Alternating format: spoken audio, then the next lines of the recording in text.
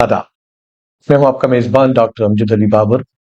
आज असरार उर्दू के तहत मैं एक नाहित अहम मौजू लेकर हाजिर हुआ हूं। आज हम बात करेंगे उर्दू जुबान में एक अहम नावल निगार मिर्जा मोहम्मद हादी रुस्वा के हवाले से। जिन दोस्तों ने चैनल को सब्सक्राइब नहीं किया है, चैनल को जरूर सब्सक्राइब कर लें और अपने दोस्तों में शेयर करें। आज हम बात करेंगे रुस्वा की जिंदगी के हवाले से, रुस्वा की नावल नगारी के हवाले से, मिर्जा मोहम्मद हादी रुस्वा का उर्दू अदब में क्या मुकाम है और उनके नावल जो उन्होंने लिखे हैं उनकी क्या खुसूसियात हैं। आप मेरे साथ बने रहिएगा। कोई शक नहीं है कि मिर्जा मोहम्मद हादी रुस्वा उर्दू अदब के बहुत अहम नावल निगार हैं। मिर्जा मोहम्मद हादी रुस्वा 1857 में पैदा हुए, जब हमारे मुल्क हिंदुस्तान में गदर का दौर था, अंग्रेज की यहाँ हुकूमत थी और लखनऊ की तहजीब अदब में एक तरह का मुनफरिद रंग रखती थी। मिर्जा मोहम्मद हादी रुस्वा बैक वक्त शायर, फलसफी, रियाजीदान और कई पेशाजात के बड़े माहिर थे। अरबी, फारसी, अंग्रेजी, साइंस और फलसफा में महारत रखते थे। एक पढ़े लिखे इंसान थे, एक आलिम तबीयत के शख्स थे। उनका शुरा आफाक नावल अमराव जानदा उर्दू अदब का एक शाहकार है, तो दुनिया के किसी भी नावल के साथ उसको हम कंपेयर कर सकते हैं। जब हम अमराव जान के हवाले से बात करेंगे तब हम मजीद उस पर बात करेंगे। उर्दू नावल नगारी में मिर्जा का क्या मकाम है, इसके हवाले से चूंकि हम कवर कर रहे हैं BA और MA लेवल के तलबा को, तो ये चंद जो जरूरी गुजारिशात हैं, जरूरी पॉइंट्स हैं, ये आप ज़हन नशीन करेंगे तो आप इसके ऊपर मजीद बात कर पाएंगे। मिर्जा हादी रुस्वा को उर्दू का पहला हकीकी नावल निगार तस्लीम किया गया है।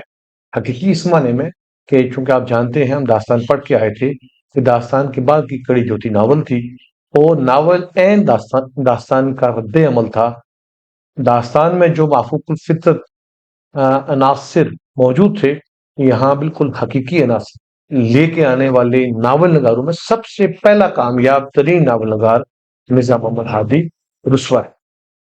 इनके नावलों में तहजीबी जवाल, इखलाकी अकदार और इंसानी नफ्सियात की अक्कासी होती है।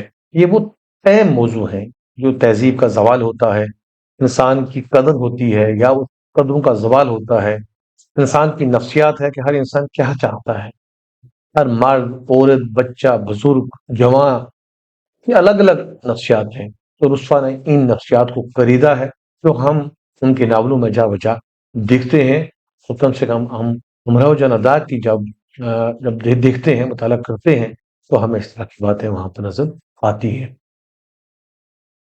रुस्वा की नस्ल दकीक नहीं है, सादा है, आम फहम है, दिलकश है, शगुफ्ता है, और इंसान को पढ़ते हुए जहां इंसान एक तरफ मौजू से मुतासर होता है, वहीं दूसरी तरफ उनकी नस्ल का जब दरिया बहता है, बीच बीच में शायराना मिसरे आते हैं, बाज जुमले ऐसे आते हैं जिन पे शायरी का घुमा होता है, तो इंसान लुत्फ अंदोज होता है।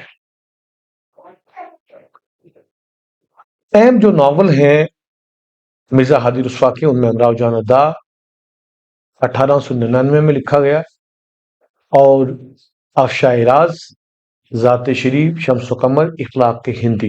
लेकिन सबसे ज्यादा शोहरत अमराव जान को हुई, और अमराव जान अदा की वजह से ही लोगों को ये तलाश करना पड़ा कि रुस्वा कौन है, क्योंकि अमराव जान की टेक्निक भी ऐसी थी कि उसमें रुस्वा खुद उनसे कहानी सुनते हैं। लोगों ने जहां अमराव जान की जाकर तलाश किया, वहीं पे उन्होंने रुस्वा को भी तलाश किया, रुस्वा से मुलाकातें भी की। मिर्जा हादी रुस्वा के नावलों के जो मौज़ूआत हैं, उनमें मजीद क्या क्या हो सकता है। हकीकत नगारी, जैसे पहले बात हुई, इंसानी नफ्सियात, समाजी मसाइलों के नावलों में हमें जा बचा नजर आते हैं। तहजीब का जवाल, ہے ہی، اخلاقیات ان کے ناولوں میں ہے، بعض پیچیدگیاں بھی ہیں، کردار الجھے ہوئے نظر آتے ہیں، لیکن وہ اس فنی مہارت سے کردار کو وہاں سے نکالتے ہیں کہ انسان جب ناول پڑھ کے ختم کرتا ہے تو وہ متاثر ہوئے بغیر نہیں رہ سکتا اور اس کو کردار سمجھ آ ہی جاتا ہے۔ خواتین کے مسائل اور ان کی نفسیاتی کیفیات رسوا کے ہاں دیکھنے کو ملتی ہیں، اور یوں لگتا ہے کہ جیسے وہ ماہر خواتین ہوں، وہ ان کی نفسیات سے اس قدر واقف ہیں۔ امراؤ جان ادا میں چھوٹی چھوٹی باتوں کو لے کے کہ عورت کس طرح کے عذاب سہتی ہے، مرزا بار بار امراؤ جان ادا کو پوچھتے ہیں، اس سے کرتے ہیں، کیونکہ بات پوچھتے ہیں، اور جہاں جہاں ان کو لگتا ہے کہ بات آگے طویل ہو رہی ہے یا یہاں الجھاؤ بن رہا ہے، وہاں بڑی سلیقے سے بات ٹال کے آگے نکل جاتے ہیں، وہ ناول اس طریقے سے آگے چلتا ہے۔ داستانی عناصر اور جدیدیت کی آمیزش ہے، یعنی کہ یہ ایک ایسی بیچ کی کڑی ہے کہ ہم داستان سے ناول منتقل کر رہے تھے اس دور میں، ان کے ہاں وہ جو داستان کہانی سلسلہ ملتا ہے جس میں طویل کہانیاں بھی ایک پلاٹ کے تحت ہوتی ہیں، اور انسان جن بوتوں کی دنیا میں بھی اپنے آپ کو کچھ دیر کے لیے یوں محسوس کرتا ہے کہ انسان وہاں کی سیر کر رہا ہے، اور دوسری طرف ہماری زندگی ناول جو حقیقت پیش ہوتی ہے، یہاں رسوا کے ہاں اس کی آمیزش نظر آتی ہے۔ امراؤ جان ادا جس کے حوالے سے میں بات کر رہا تھا، یہ ایک اردو کا شاہکار ناول ہے۔ لکھنؤ کی طوائفوں کی زندگی کی حقیقت پسندانہ عکاسی ہے۔ جو لکھنؤ میں اس وقت نوابی دور تھا، عیاشی کا دور تھا، طوائفوں کے کوٹھے تھے، تو یہ ساری چیزیں اس ناول میں مل جاتی ہیں۔ اس ناول کا مرکزی کردار امراؤ جان، ان کا اصل نام امیرن ہے، ناول کا مرکزی کردار ہے، اور یہ زندگی کی دردناک کہانی ہے۔ ہر درد دل رکھنے والا انسان جب یہ ناول پڑھتا ہے یا اس ناول پہ بنی فلم دیکھتا ہے تو وہ سر پہ ہاتھ رکھ کے بیٹھ جاتا ہے۔ رسوا نے اتنا کمال کیا ہے کہ اس ناول میں اس نے ایک طوائف کا مرکزی کردار بنا دیا ہے، اور لکھنؤ کی پوری تہذیب اس کے ارد گرد گھومتی ہے۔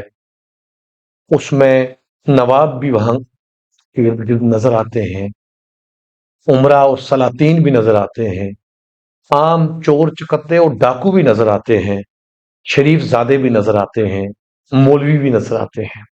رسوا نے ایک ایسا کردار تلاش کیا کہ جس کا اردو ادب دیر دیر تلاش کرے گا کہ اس طرح کا کردار، جہاں ایک ہی کردار کے ارد گرد پوری تہذیب کو لا کے کھڑا کر دیا، تو انسان پھر اپنے گلے میں جب جھانکتا ہے تو انسان کہیں نہ کہیں یہ لگتا ہے کہ جیسے رسوا ہماری بھی نفسیات کو سمجھتا ہے۔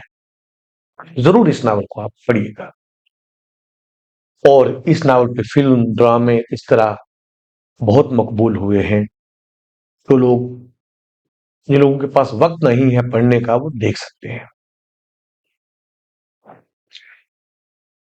مرزا محمد ہادی رسوا کو ان کی ناول نگاری پر اعزازات سے بھی نوازا گیا ہے۔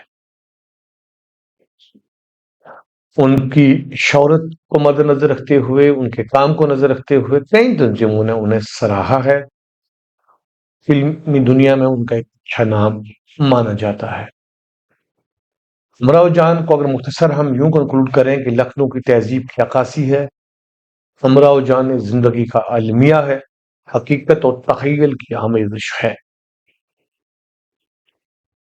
رسوا کے اساتذہ میں نہ صرف خالی اردو کے اساتذہ تھے، بلکہ عربی، فارسی، انگریزی اور فلسفے کے بہت سے اساتذہ سے انہوں نے اپنی پوری زندگی میں استفادہ کیا، اور اس کا اثر ہمیں ان کی شاعری پہ، ان کی ناول نگاری پر نظر آتا ہے۔ مرزا ہادی رسوا کا اثر حقیقت نگاری کا فروغ انہی کی وجہ سے ہوا، اور اردو نثر میں جدیدیت اسلوب کی جو شمولیت ہوئی ہے وہ بھی ان کی نظر سے ہوئی ہے۔ مرزا ہادی رسوا کا اس حوالے سے بہت دین ہے، کیونکہ آنے والے ناول نگاروں نے بھی ان کو فالو کرنے کی کوشش کی ہے۔ مرزا محمد ہادی رسوا کا آخری دور جو تھا وہ 1931 کے آس پاس تھا۔ علمی اور ادبی سرگرمیاں اس دور میں بھی انہوں نے جاری رکھی، اور اس طرح اردو کا ایک اہم ناول نگار اختتام کو پہنچتا ہے۔ یہ تھا مرزا محمد ہادی رسوا کے حوالے سے چند گزارشات۔